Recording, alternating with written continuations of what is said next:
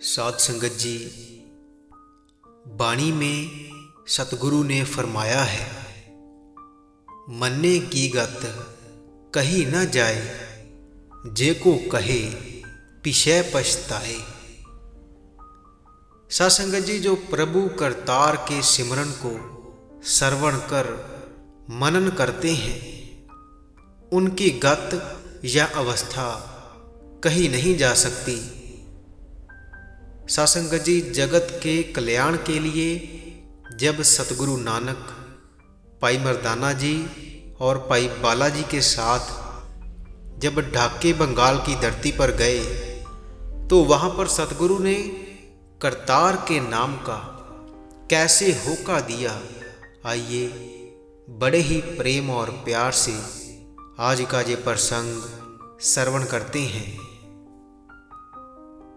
साध संगत जी, जब सतगुरु नानक संसार के उद्धार के लिए भाई मर्दाना जी और भाई बालाजी के साथ ढाके बंगाल की धरती पर गए थे, तो वहाँ पर सतगुरु नानक की भेंट वहाँ के मशहूर चोर भूमिया के साथ हुई। तो सतगुरु नानक ने उससे पूछा कि भाई तू क्या काम करता है।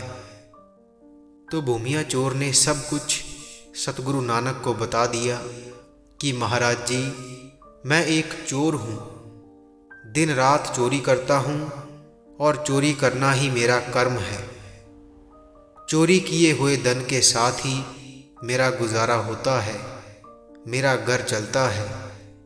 तो सतगुरु नानक ने भूमिया चोर को उपदेश करते हुए कहा कि हे भाई, चोरी करनी अच्छी बात नहीं है। किसी दूसरे का कमाया हुआ धन चोरी करना और उसको अपने उपयोग में लाना बहुत बड़ा पाप है, जिसकी इस लोक में भी और परलोक में भी सजा मिलती है। इसलिए तू हमारा वचन मान, तू चोरी को छोड़कर कोई और काम करा कर।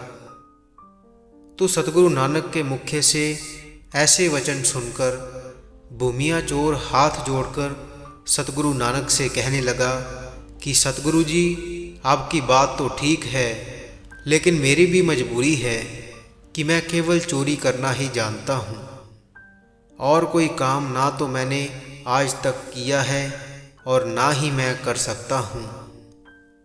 चोरी करने के अलावा मुझे और कुछ भी नहीं आता है, और अगर मैंने चोरी करनी छोड़ दी तो मैं अपने परिवार का पालन पोषण नहीं कर पाऊंगा और अपने परिवार सहित भूखा ही मर जाऊंगा। तो इसलिए आप मुझे इस काम के लिए क्षमा बख्शें, और इसके अलावा आप मुझे जो भी उपदेश करेंगे, जो भी आप मुझे कहोगे, मैं आपकी सारी बातें मानूंगा, लेकिन मैं चोरी किए बिना रह नहीं सकता। तो उसके ऐसे वचन सुनकर सतगुरु नानक उसकी मानसिक अवस्था समझ गए और सतगुरु ने कहा कि ठीक है, अगर तू चोरी करना नहीं छोड़ सकता तो तुझे हमारे 3 वचन मानने होंगे। तो भूमिया ने सिर झुकाकर कहा कि सतगुरु जी, मैं आपके तीनों वचन मानने के लिए तैयार हूँ, आप जी हुक्म करो। तो सतगुरु ने कहा कि पहला वचन है कि तुझे हमेशा सच बोलना है, और दूसरा गरीब मार नहीं करनी, और तीसरा किसी का नमक खाकर हराम नहीं करना। तो सतगुरु के मुख से तीनों वचन सुनकर भूमिया ने सत्य वचन कहकर तीनों वचनों का पालन करने के लिए कहा और सतगुरु नानक से तीनों वचनों को निभाने का वादा किया। तो सतगुरु नानक भाई भूमिया को उपदेश देकर और वहाँ पर मौजूद संगत को दर्शन देकर आगे चले गए। तो उसके पश्चात भाई भूमिया अपने रोजाना कर्म के अनुसार चोरी करने के बारे में सोचने लगा कि चोरी तो करनी ही है, परंतु सतगुरु के दिए हुए वह तीनों वचनों का पालन भी करना है, क्योंकि सतगुरु ने कहा है कि गरीब मार नहीं करनी, इसलिए राजे के महलों के अंदर ही चोरी करनी है, वहाँ पर ही चोरी करनी बनती है। अगर किसी और के घर चोरी की तो कहीं गरीब मार ना हो जाए। तो भाई भूमिया चोरी करने के बारे में सोचने लगा कि राजमहल में कैसे जाऊं, वहाँ पर इतने सैनिक मौजूद रहते हैं, कैसे चोरी की जाए। तो उसने योजना बनाई कि राजाओं जैसे वस्त्रों को धारण किया जाए, जिससे कि मुझे महल के अंदर जाने की आज्ञा मिल जाएगी और कोई मुझे रोक नहीं पाएगा। तो अपनी योजना के अनुसार भाई भूमिया राजे के वस्त्र पहनकर आधी रात को महल में चला गया। तो महल के अंदर मौजूद पहरेदारों ने अपनी ड्यूटी को निभाते हुए पूछा कि महाराज जी, आप कौन हो और कहाँ से आए हो? आपको किससे मिलना है और कहाँ जाना है? तो उस समय भाई भूमिया को एकदम से ख्याल आया कि मैंने अपने गुरु को 3 वचनों का पालन करने का वादा किया है कि सच बोलना है, झूठ नहीं बोलना। तो उस समय उसने अपने मुस्कुराते हुए चेहरे से कहा कि आपको नहीं दिखता कि मैं चोर हूँ? इस समय मैं और कहाँ जाऊँगा? मैं राजा के महल के अंदर चोरी करने जा रहा हूँ और चोरी की योजना बनाकर ही यहाँ पर आया हूँ। तो जब पहरेदारों ने ऐसे वचन सुने तो वह सोचने लग गए कि हो सकता है कि यह किसी नज़दीक प्रदेश का राजा हो और हमारे राजा का मित्र हो, इसलिए तो ये मजाक में ऐसे बोल रहा है। और अगर हमने इसको रोक लिया तो कहीं सुबह होते ही इसकी खबर हमारे राजा को ना मिल जाए कि हमने उनके मित्र को उनके महल में जाने से रोका और उसके पश्चात वह हमें कोई सज़ा ना सुना दे। तो यह सुनकर वह पहरेदार कहने लगे कि महाराज, हमें क्षमा करना कि हमने आपसे प्रश्न किए, लेकिन यह तो हमारा फर्ज था। हम तो अपनी ड्यूटी कर रहे थे, इसलिए आप हमें क्षमा करें और आप महल के अंदर जा सकते हो। तो भाई भूमिया बड़े आराम से महलों के अंदर चला गया। तो जब महल के अंदर चला गया तो उसने देखा कि सभी सोए हुए हैं। तो उसने पूरे महल को जांचा, कीमती सामान, हीरे जवाहरात, धन पदार्थ और गहनों की गठरियाँ बांध ली और इसी तरह खोजता खोजता महल की छत पर चला गया और वहाँ पर एक बर्तन पड़ा हुआ था। और जब उसने उसमें हाथ डाला तो उसने देखा कि उसमें कोई पदार्थ मौजूद है। तो जब उसने उसको हाथ में लिया और देखा और अपने आप से प्रश्न किया कि ये क्या है, तो जब उसने उसको चख कर देखा तो उसने पाया कि यह तो राजे का नमकीन चूर्ण है। तो उसको ध्यान आया कि मेरे गुरु का वचन है कि किसी का नमक खाकर नमक हराम नहीं करना, इसलिए अब मुझे यहाँ से चोरी किया हुआ माल यहाँ से नहीं लेकर जाना चाहिए, क्योंकि मेरे गुरु का मुझे यही हुक्म है। तो गुरु का हुक्म मानकर भाई भूमिया ने वहाँ से कुछ भी नहीं चुराया और खाली हाथ वापस आ गया। तो दूसरे दिन जब सुबह हुई तो महल में सब कुछ इधर उधर बिखरा पाया गया। कीमती सामान की गठड़ियाँ बांधी हुई पाई गई और जांच करने पर पता चला कि कोई चोरी करने की योजना से यहाँ पर आया था। लेकिन हैरानी की बात यह है कि अपने साथ लेकर कुछ भी नहीं गया। ऐसा चोर कौन हो सकता है? तो जब राजा ने रात को पहरा देने वाले पहरेदारों से पूछा तो उन्होंने बताया कि महाराज जी, रात के समय राजाओं के लिबास में, राजाओं की पोशाक में एक व्यक्ति आया था और हमने उससे पूछा था कि आप कहाँ जा रहे हैं और आपको किससे मिलना है।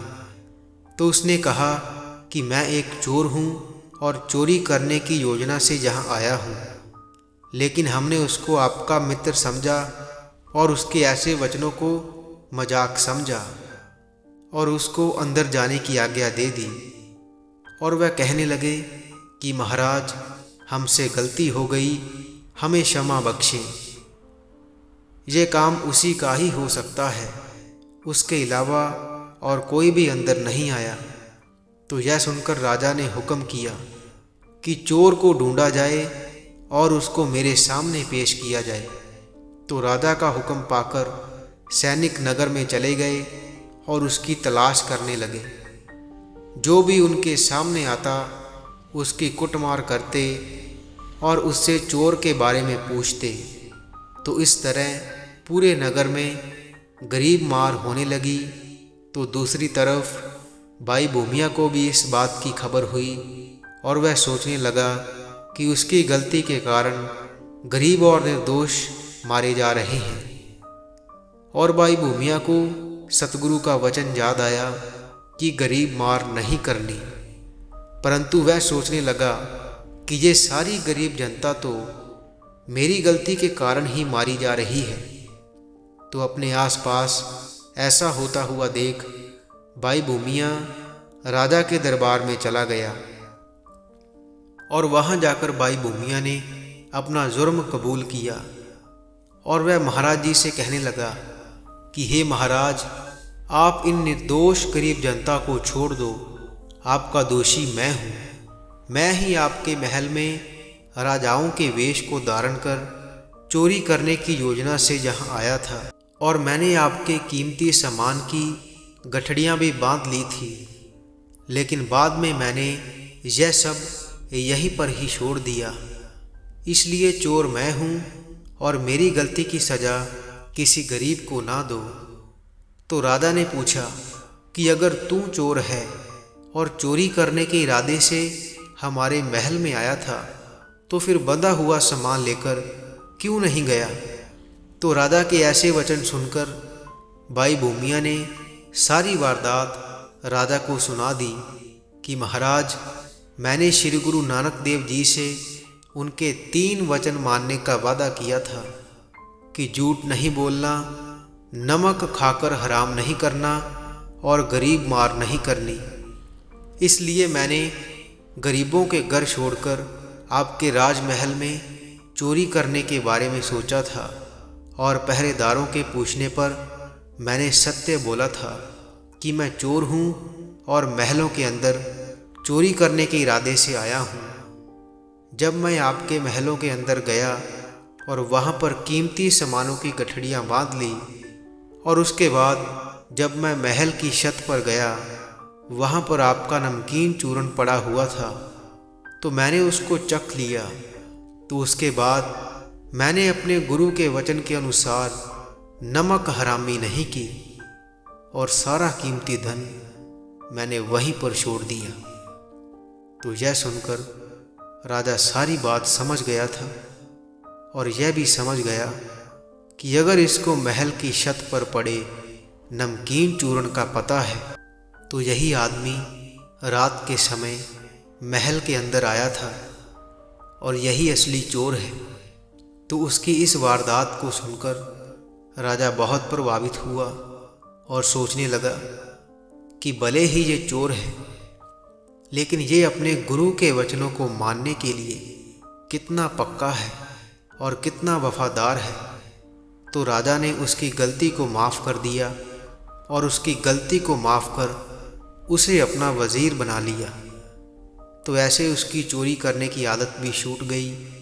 उसके पश्चात वह हर रोज़ गुरु के नाम को सिमरता और दिए गए शब्दों का उच्चारण करता। तो उसकी ऐसी संगत के कारण राजा भी सतगुरु नानक का श्रद्धालु बन गया। तो उसने धर्मशाला बनवाई और वह भी सतगुरु नानक के नाम सिमरन को सिमरने लगा कि मुझे भी सतगुरु नानक के दर्शन और उनका उपदेश हासिल हो। तो एक दिन उसकी ये इच्छा भी पूरी हो गई। एक दिन सतगुरु नानक ने उसको दर्शन देकर उसको ब्रह्म ज्ञान बख्श दिया। तो साध संगत जी, ये साखी हमें सिखाती है कि सतगुरु नानक के वचनों को मानने से भूमिया की चोरी करने की आदत छूट गई और राजे का वजीर बनकर संसार के सुखों की प्राप्ति के साथ साथ गुरु नानक देव जी की खुशियों का पात्र बनकर सचखंड का अधिकारी भी वह बन गया। साध संगत जी, इसी प्रकार श्री गुरु अर्जन देव जी ने अपने पिता श्री गुरु रामदास जी का वचन मानकर विछोड़े की पीड़ा तो सहन कर ली, लेकिन वचन नहीं तोड़ा, जिसके फलस्वरूप सतगुरु गुरु गद्दी के मालिक बने। यह सब वचन मानने की ही बरकत है। साध संगत जी, आज के प्रसंग की यहीं पर समाप्ति होती है जी। प्रसंग सुनाते हुई अनेक भूलों की क्षमा बख्शें जी। साध संगत जी, इसी के साथ हम आपसे इजाज़त लेते हैं। कल मिलेंगे ऐसी ही एक रूहानी साखी के साथ। अगर आप रोज़ाना रूहानी साखियाँ और रूहानी विचार सुनना पसंद करते हैं तो आप इस चैनल को सब्सक्राइब कर लीजिए और साथ ही बेल आइकन पर भी ज़रूर प्रेस कीजिए, ताकि हम जैसे ही नई साखी अपलोड करेंगे उसकी नोटिफिकेशन आप तक पहुंच जाया करेगी। और अगर आप रूहानी साखियाँ पढ़ना पसंद करते हैं तो आप हमारी वेबसाइट www.संतवचन.com पर जाकर पढ़ सकते हैं, जिसका लिंक वीडियो के डिस्क्रिप्शन में दिया हुआ है।